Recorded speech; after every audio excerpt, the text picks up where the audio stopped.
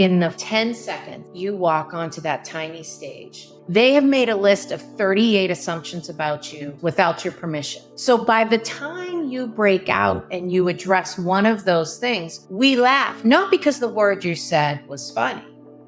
It's because you caught us. Welcome to Encouraging Leaders, a podcast that exists to remind CEOs and aspiring CEOs that they're not alone. I'm Mark DeBraun, and today I'm joined by a unique guest, one that I've just recently met but felt encouraged by every word she spoke. Christine O'Leary. She's a seasoned comedian, but how I met her was through her work with YPO chapters to coach leaders on the power of building fun and funny into their leadership. They actually do that by learning how to deliver a tight five, which is just a brilliant idea. 3 fun facts for Christine before I turn it over to her. She was trained in cosmetology and can do a mean finger wave. She loves driving her 27-foot RV while towing a trailer and car to Florida. I have to learn more about that.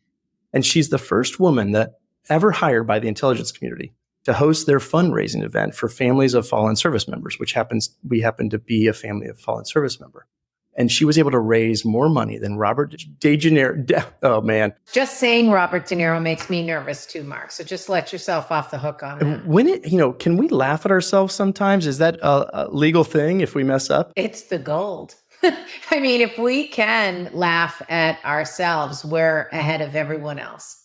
We're creating intimacy and connection right out of the gate of no expense to ourselves. I can't wait to get into that. The first question I ask every guest, and I want to ask you as well, is, looking back through your life, when's the first time you realized, because you're a CEO, a business owner, and a coach, when did you learn that you didn't have to do it all alone? Well, I don't like to do anything alone. I don't even like to be alone. I remember I was a very early speaker. My family talks about worrying that I would be abducted because I would literally do anything to engage with anyone and talk to anyone all the time. And so what I love about making people laugh is I am never alone wherever I am. And anyone I make laugh without their permission, they are not alone either. Wow, I love that. Making somebody laugh without their permission. It's still legal to do. 100%. There's no canceling at all. That cancel culture stuff is just shook everyone up and has them afraid and thinking more about the words they're going to say than the words they say. And that is just a misunderstanding and not communicating and putting yourself out there. If you are transparent and you have some skin in the game about how you see the world and the world sees you, you will never be canceled. Wow. I mean, there's a lot of fear right now that keeps leaders stuck in and down and basically hiding, not wanting to expose and not wanting to be authentic. And so how have you found fun and funny? How have you found that ability to be able to know that as a way to get out of that stuck cycle? Yeah. So I think part of it was I was a hairdresser. That was an audience of one. Yeah. Then I was a social worker, people pleaser, gone crazy. I thought maybe I wanted to be a speech pathologist. And then I figured out how to do stand-up comedy, which was a game changer in my life. But then I'm a joy junkie. So I didn't want to just have headline an event and just have all the applause for me. I wanted more interaction.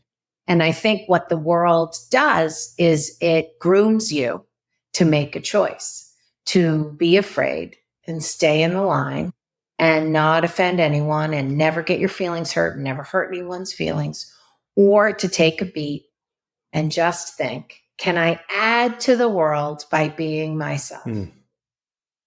And it's really, really fun to see people, specifically CEOs, who have been in service. I think CEOs are truly misunderstood and no one really gives them credit for being in service to culture and populations and companies and businesses and the successes of their product, culture, employees, and the lives of people. And so giving people the chance to just, without anyone's permission, only do this for themselves to be paid in laughs is, I still get goosebumps about it. Well, you made a choice. So you basically are going from one-on-one hairdressing, you go to group, and then you get to a stage where you're sharing from the front this whole message, and you've got every eye on you. It does remind me of CEOs that basically you're standing up there alone, leading, and you have to speak. And they're going to either, they're going to crucify you, or they're going to laugh and go along with you.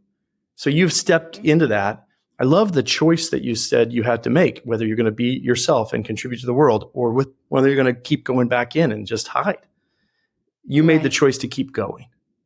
Yeah. And that's right. And so I just think do you think that's a one-time choice for leaders? Because I think that choice is every leader has to make it. Do you think it's a choice one time, or is it every day? What is that for you? It's 100 times a day. Can I put myself out there, even in my own life? Can I prioritize joy and making someone laugh? Just picking up the joy. If joy's on every buffet, there's no reason to fill your plate with anything that isn't wonderful.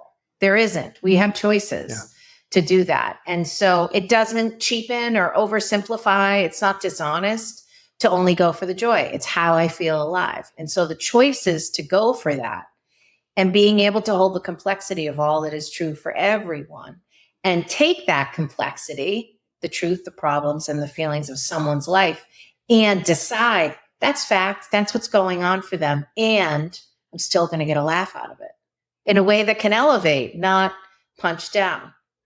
Yeah, well, I love that. Yeah. When you look back in your early life or leadership, wherever in the journey, talk about some of the people. I've had people in my life that have encouraged me to keep on getting out and keep on moving forward and keep on growing. Any encouraging leaders in your life that you've had back when that come to mind, encouraging mentors or coaches that have been in your life?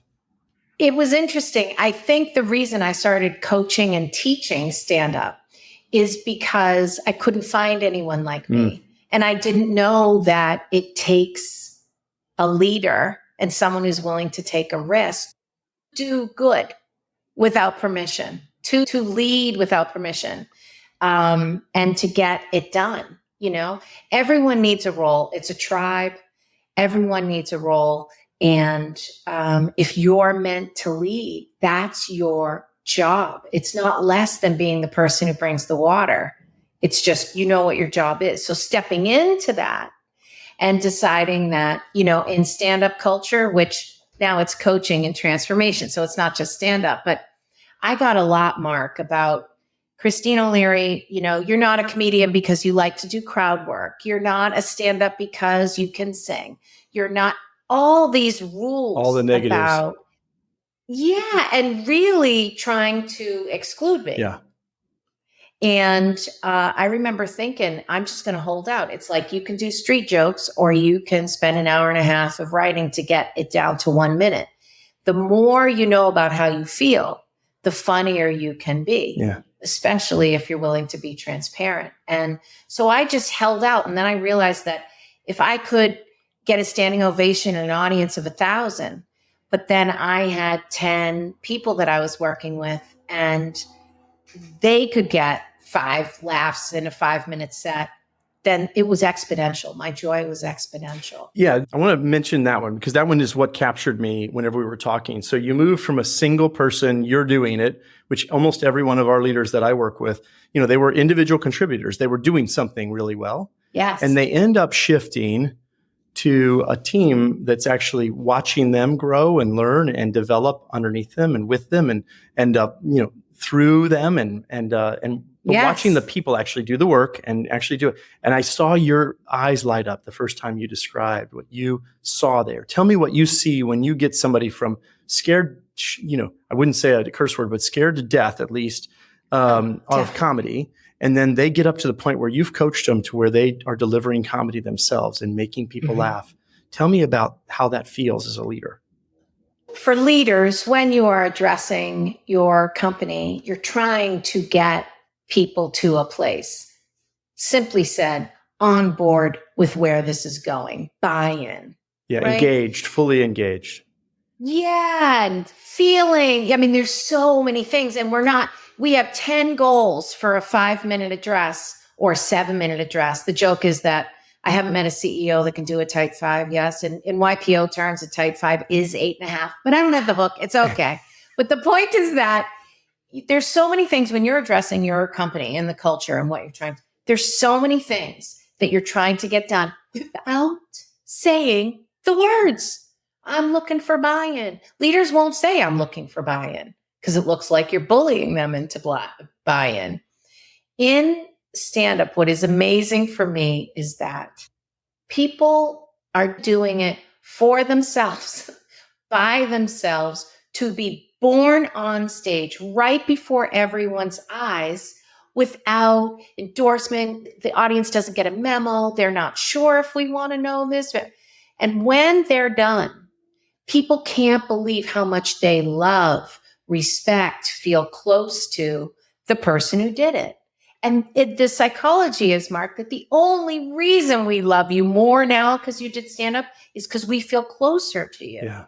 In your trajectory as a leader, you have always been open door and want us to feel close to you. We've wanted it. Yeah. But how this, like that, just gets it done. And you are in charge of talking about whatever you're talking about.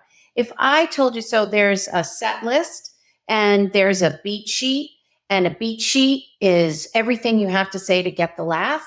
Think of it as baseball. Yeah. You got to hit those 3 bases. You can't forget those words. Doesn't exactly matter the exact words to get you from first to second. You just got to keep going. And then you got to nail the slide into home base. You got to nail your close. And for people to talk about, their most embarrassing moments, their resentment about their kid's husband, about the vastness of what people can talk about is liberating. It just gets the whole party going. And I want to say, and I know I talk too much, but I want to tell you that about stand-up and heckling, the audience, and this is true for leaders all the time, they have made a list of 38 assumptions about you in 10 seconds without your permission. They don't even know what you're saying. Charlie Brown, wah, wah, wah, wah, wah, wah. You come out and you say, good morning, everyone. My name is Mark and I am here to, we don't even hear those words. We're like 36, 37, 38. So by the time you break out and you address one of those things, we laugh, not because the word you said was funny. It's because you caught us thinking that, having a feeling about that, wondering that without our permission. So laughing is a endorsement or a vote. Like, it's like magic. How did that happen? How did you know I thought that about you? And I just thought I was the only one who thought, oh, but the whole audience did too. Yeah. The other thing I want to tell you is about that brick wall, real quick. If you think about the backdrop of a stand-up comedy club, comedy cellar, comedy basement, ice cold room, packed in, small, tight, stage is small, stand-up comedian, backdrop is the brick wall, stick mic, that's it.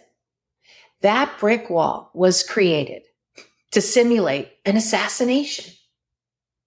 Because only one of 2 things is going to happen. The comic's going to kill or the comic's going to die. And it's the only way O'Leary endorses. Yeah. Exactly. Yeah. And heckling is a lot of leaders ask me, what about the heckling though? Do you ever get heckled? Here's what I think heckling is. Heckling is that, do you remember Mutual of Omaha? And the gazelle is running across the desert. And we're like, that gazelle is the fastest creature. Amazing. Until she, till the ankle and the dust ball and she falls a little. And then we're like, cue the cheetah. Oh boy. Cue the cheetah. And the cheetah comes out and the cheetah's faster than the gazelle and takes him down. When you go out on stage and you present, you have to set a tone, not match a tone, because the audience wants to know that you're the fastest and you think you're the fastest. If you are out there afraid, Mark, the cheetah, the audience smells it and they don't like it and they cue the cheetahs. They're like, they're not in charge of this room. And that's what they heckle. They can't stand the feeling that they're not certain you're in charge of the room. And so that's why they heckle, because they try to dominate the room. And that's where preparation comes, and being able to be ready for any of those things. And you're already exposed. You already know your weaknesses, and you're ready to expose them. So it's okay. They can't get you because you take them down first. And you're set, inside out. Yeah. You know exactly what you're going to talk about, and you didn't need their endorsement. So you're like, the story. It's wicked off you. You have confidence that's beyond, because they can't shake you. So I think about one of the big steps. There's data on one of the greatest fears of humans is public speaking. I mean, I know you've probably heard that, and comedy is beyond that. So public speaking is elevated to the top of the fear spectrum of humans, and then stand-up comedy is past that. Would you agree? Yes. Yes. Yeah. So what I love about what you do is you're teaching people through a simplified process to be able to go beyond their fear of public speaking, because public speaking is beyond their fear normally. And then you go past it. Every leader that I know has to publicly speak. They don't get a choice. It's like one part of it's like you have to do it. And it's like, no, I don't want to do it. I'm like, you don't get a choice to do it. But not every one of them has to have comedy as part of their understanding. But comedy is actually public speaking above public speaking. It's like past it. Yes. And so you get to teach and train and coach and simplify a process that most people find way, way, way outside their comfort zone, and allows them to courageously grow. You mentioned that relationships are strengthened through this. I believe that 100%. I think one observation that I would make is the courage that it takes to stand up on stage and do that. What people in the audience can feel is, I don't know that I could. I don't know that I would. And then they start to believe, maybe I could because you did. And that relationship just seals intimacy. It's like, okay, I'm in. If this person can do that kind of a thing, I'm with them. I want to be part of their team, and I want to go where they're going. So I think it's such a cool, I don't know if that resonates with you, but it's definitely. So I think if I couldn't be funny, if I couldn't try, if I had to public speak, and it was like, I can even be funny doing eulogies and have been asked to do that. So if there was a space that it was like, don't be silly, don't be transparent, that would be still my number one fear, would be public speaking. Well, what's easy for you, what's simple for you, you make simple for others. And so you're able to do it, and other people that don't know how to do it, don't feel comfortable doing it, you're able to make it simpler for them. Yes, but it's so like, if someone said to me, we'd like you to address this company about a capital campaign for this nonprofit, and we'd like you to get 100% participation. That is the most daunting thing, unless I can be silly and read the room and say things that I'm feeling and picking up. Talk to me about reading the room and the importance thereof. You've talked to me about how you do it. What is important? And remember, this is for leaders. So what's important for reading the room, and how do you do it, and how would they need to do it? So what I love to do is, I meditate a lot and before, so that I feel my super spidey senses on how people feel. And I am a very analogous speaker, and I can assign value quickly to, I feel sort of the rumble in the room. I can crack the code on what this is, even if I don't know about the industry. Yeah. Right? So for products, very often I've been a consultant, and they'll say, this is the greatest sunscreen on the planet, and it's made for all this. And I'm like, literally, I can hear what your audience is thinking about that. So the gift is to get to be connected and be the golden thread connector, interpreter between how they're receiving you and what you want and need to say to get it done. And that's a ton of fun. So reading the room, what happens for me very often is I get a collective identity, not to sound like a palm reader, but I can sort of tell the elephant in the room, the resistance, I can also feel like they love him. They just don't know him yet. They really think she's great, but whatever the dynamics are, I can feel. Right. And so I think the secret sauce to why people say I'm so funny is I just feel it and then I say it without permission. And people, Yeah. Well, one of the habits that you mentioned about getting to an event early, you said you sometimes will dress as a waiter or waitress and you'll serve and you'll just go in incognito basically and listen, and you're picking up all of the cues. I think about as a leader, we have to find ways to get real data. And sometimes whenever we step in the room, people stop talking. And so, that's right. You're using the waiter or waitress to go in the room incognito to actually hear and feel what the actual pulse is. Every leader that I know has to figure out how to get the real information, because otherwise they can't lead.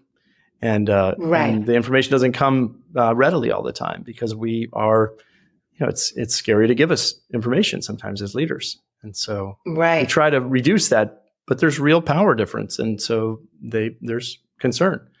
And so I think about that. I do too, because it is frightening, right? It's frightening for an employee to give feedback. Then also there's cultural consequences for when the CEO says, is there any questions? And you feel your team being like, knock it off, just stop. You don't have questions. You don't have to show off. We don't need to, please, let's just all go to the next happy hour. Right. Yeah. And text later. Yes. Text later. That's what text later or WhatsApp later. I'm so impressed with the WhatsApp threads, how deep they run in YPO. I'm so excited to be included on some of those. I'm like, whoop, I'm in a YPO WhatsApp thread, man. This is it. Somehow the WhatsApp chats have gotten away. They're away from the structured, I can only ask the question if it's permission based. It's like, okay, I'm asking the question and people can be more free. The fun happens on WhatsApp. Mm-hmm. This is where but the culture is so tight and homogenized and not. So I think reading the room is, at the beginning of an event, I love to stand in the lobby and see who is really welcoming and having a good time when no one's watching. They're not performing for me. It's just doing a pulse on the energy. Yeah. I have some spidey senses. And so when the culture is going well inside the companies I lead, I can feel it. And whenever it's not going well, I'm like, okay, now I've got to dig deeper in and find out where the actual source is of the challenge. And so it's hard whenever you're describing that to people about how to get to the point where I do that. I need rhythms to do it. So I end up needing habits that allow me to walk around and walk around enough to where people aren't surprised when I'm present, so that I can be present more frequently. In our business, Encouraging Leaders, we coach CEOs and senior executives on how to build relationships and how to lead more effectively. And one of the things we do is build feedback cycles. And so if you're only asking for feedback when things are bad, then feedback doesn't feel very normalized. And so if you do it all the time and people can go, okay, feedback happens all the time. It's okay. Feedback is normal. If you normalize it, it can be less uncomfortable and people will actually tell you the real data. But humor would be an awesome way to even improve that. So I love that. And humanity of like the CEO, I think, sort of gets pegged on having to know everything. Mm-hmm. And, but also that is sort of devoid of trust of what they can count on happening. So I think that for CEOs, I always think about that show, Undercover Boss. Yeah. And I've loved that only because they end up, the people that they're sort of tapped into, they don't know anything about that. And so they can come from a perspective of like, well, yeah, how could you open at 4 if we don't have the XYZ to then launch at 6? And the CEO doesn't know.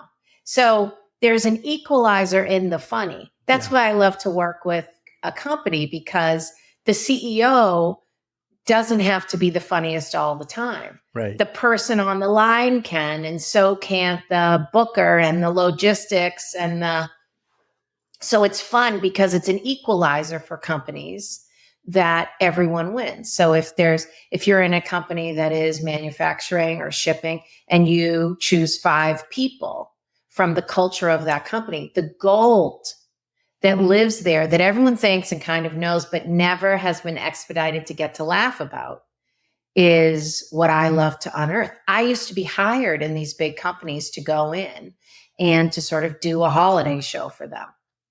for Hannaford Supermarket, for Blue Cross Blue Shield, for Unum Insurance. And I used to go around and like call the phones when they were closed and sort of find my gold that I would do. And then I would go to someone and I would say, Mark, what's the deal with the mandated every other Thursday staff meeting? What is the deal? How did that start? Why isn't there a button 8 for on your on your voicemail system? And then you would tell me the intel.